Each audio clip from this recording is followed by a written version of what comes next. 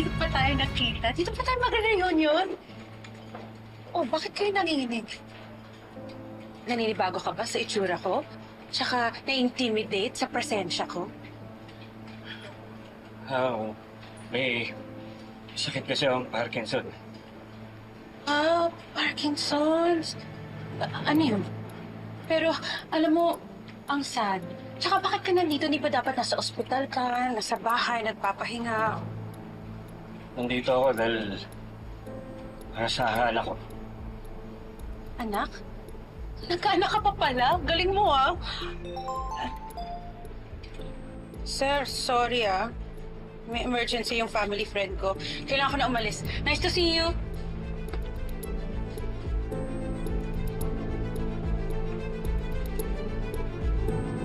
Libby, please. Ikaw, Libby.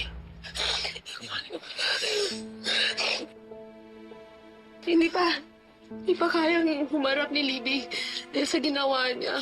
Ako na lang ang magiging shield niya para protektahan siya at harapin to.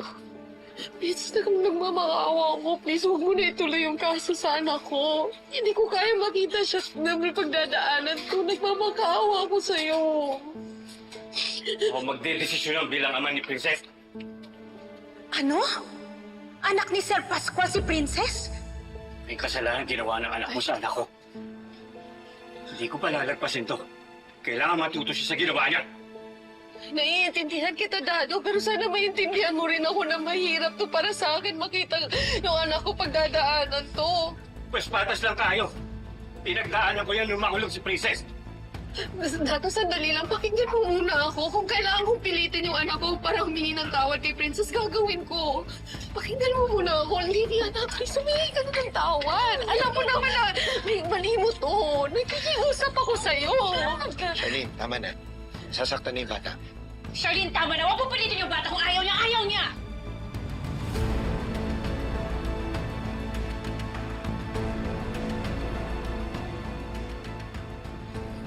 Davina, what are you doing here?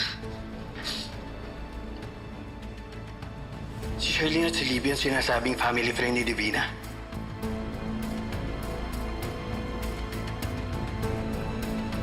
Hindi pwede malaman ni Divina na si Princess ang iniwan niya anak sa kulungan nun. Davina, please, huwag ka na muna makilang dito. Dado, Princess, please. Wala na akong pakialam kung ano pa sasabihin mo.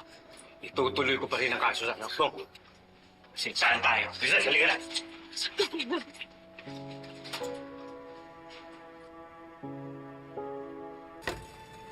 Sabi na eh, hindi ako namalikmata. Ikaw ang tatay ni Princess.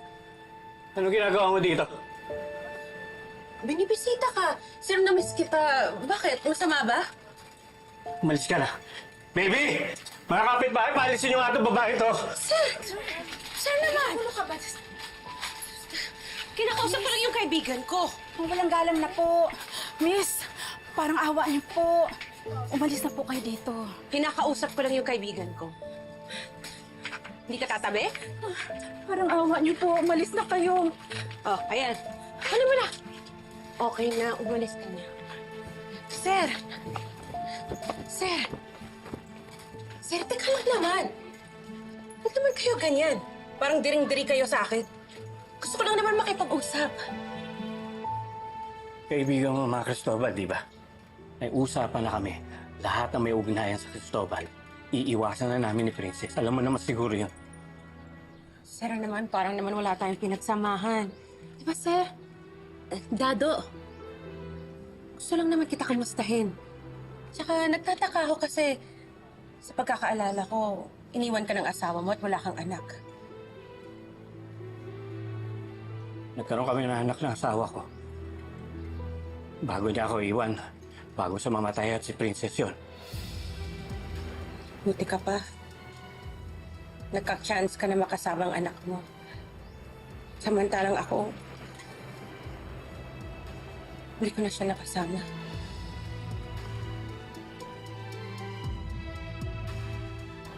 Alam yung anak mo na iniwan mo, na parang tuta. Nung parang baliwala lang sa'yo na iwan mo.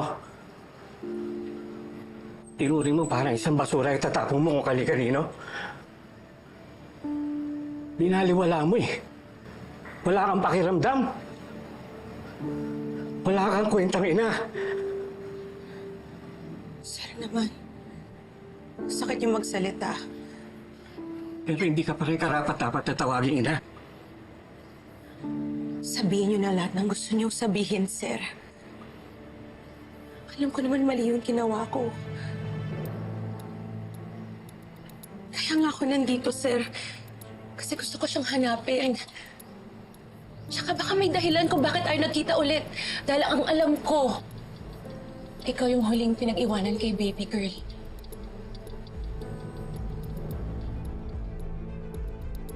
Sir, gusto ko lang malaman ang katotohanan. Nasaan ang anak ko? Nasaan si baby girl?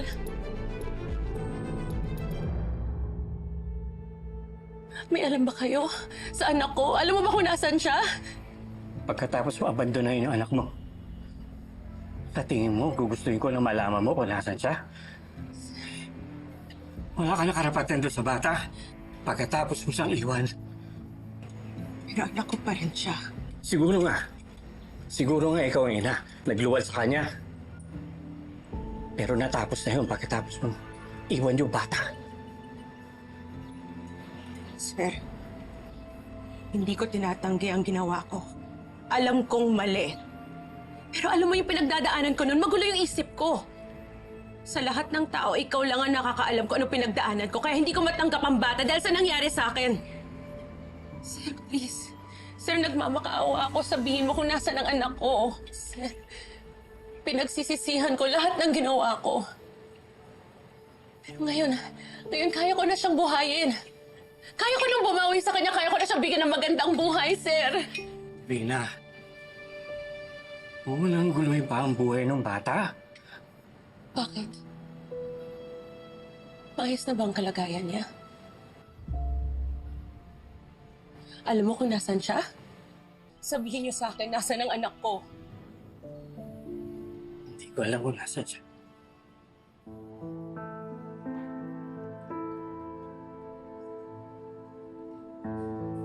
Imposibleng hindi mo alam. Iniwan ko siya sa social welfare. Dahil alam ko wala akong karapatang kukupin yun. Ginawa ko lang naman yung tama sa isang bagay na hindi mo ginawa para sa anak mo. Kaya di na ako pwede lang. Hayaan mo na lang yung bata kung nasan man siya. Kung maayos na yung buhay niya, huwag mo nang guluhin pa. Yun na lang ang magagawa mo para sa kanya eh. Anak ko pa rin ang pinag-uusapan natin. Sobrang affected ka naman at galit na galit ka sa akin dahil sa nangyari. Pero kung gusto kong mahanap ang anak ko, kung gusto ko siyang makita at makasama, sa akin na yon. Dahil ako pa rin ang ina niya. Sabi ko na lahat ng gusto mong malaman. Kung pwede ba, lumayas ka na. Sir. Fine. Aalis na ako. Salamat na lang.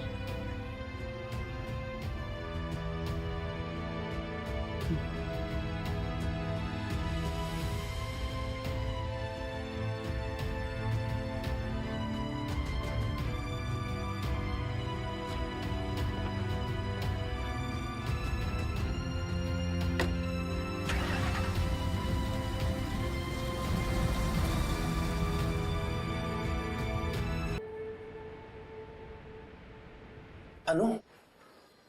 Nagpakita na si Divina? Ang totoong nanay ni Princess?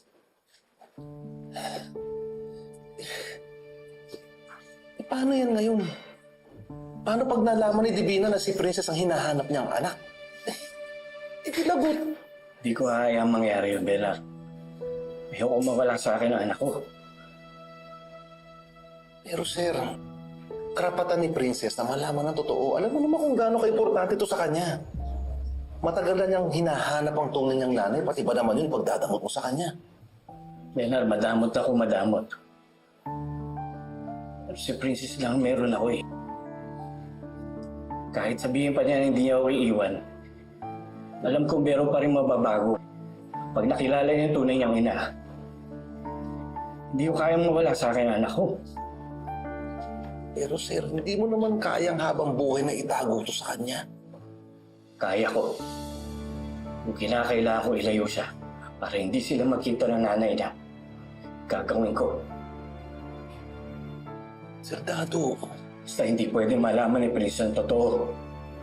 Ngayon, nakikiusap naman ako sa'yo. Ano lang ang pinag-usapan natin, sa atin lang to. Ibalato mo na sa akin to.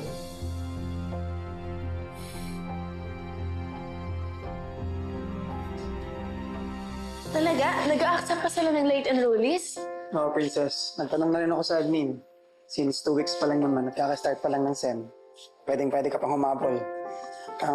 Ito na yung list ng mga requirements at kinuha na rin kita ng form.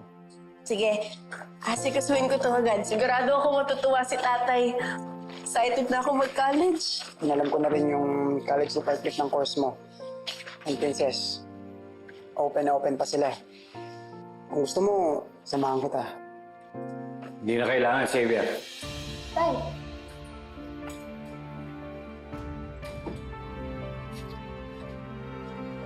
Hindi na mag-e-enroll si Princess. tay, ano pong hindi mag-e-enroll? Kasi aalis na tayo dito. Pupunta na tayo ng Bicol at doon ka lang mag-aaral.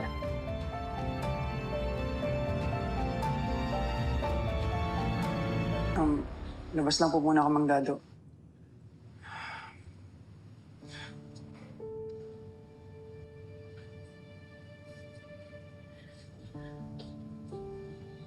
Tay, aalis po tayo dito? Seryoso po ba kayo? Bakit? Para sa'yo na. Para na rin sa katahimikan ng lahat. Tay, saan po galing yung desisyon na yun? Bakit biglaan? Pinag-isipan ko lang to, hindi ito madali para sa akin, nak.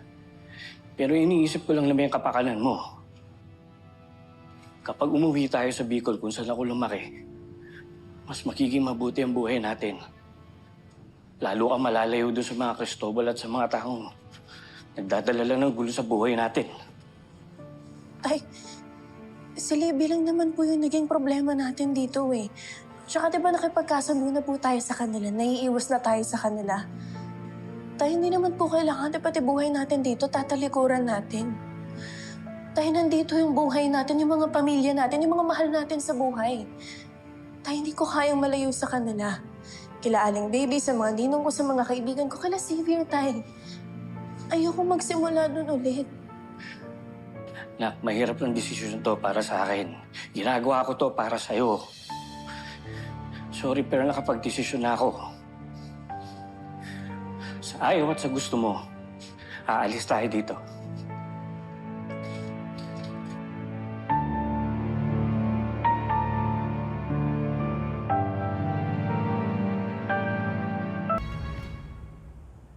Bigla naman natin yung desisyon ng Mang Dado.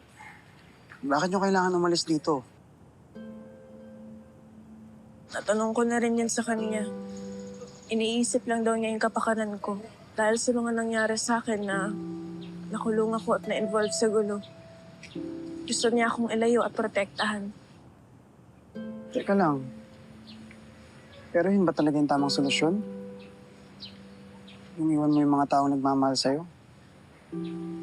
Siyempre, kung ako yung magdedesisyon, Xavier, ayoko. Naging mabuting kaibigan ka rin sa akin, kaya isa ka rin sa manimiss ko kapag tumuloy kami ni tatay. Hindi na ba talaga magbabago ang desisyon ng Mang Dado? Baka mamaya, nabigla lang siya sa mga nangyari. Pinagtatakaan ko lang. Parang bigla-bigla na lang siya nagdesisyon nang hindi man lang ako tinatanong. Kahit gusto ko siyang suwayin o ipaglaban yung gusto ko, hindi ko magagawa yun. Mahal ko si tatay at pipilitin kong intindihin kung ano man ang gusto niyang mangyari. Kahit mahirap para sa akin, tatanggapin ko. Alam ko naman na wala siyang gagawin para ikakapahamak ko eh. Sana lang tama yung magiging desisyon niya.